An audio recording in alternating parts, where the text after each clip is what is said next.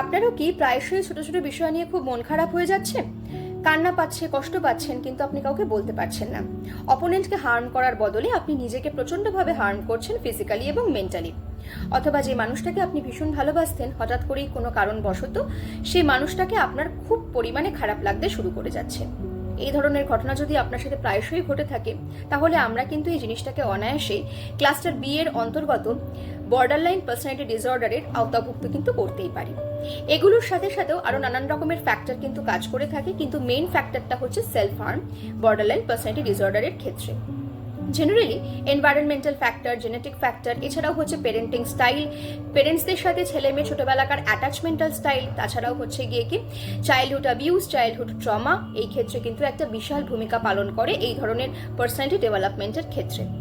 এবার জেনে নেওয়া যাক এই পার্সোনালিটি থেকে আপনি কি করে কোপ করতে পারেন বা সেখান থেকে আপনি মুক্তি পেতে পারেন।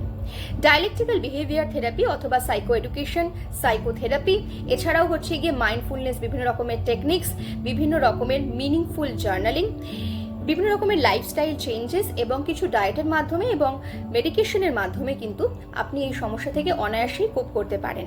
তাই সুস্থ থাকুন, ভালো থাকুন।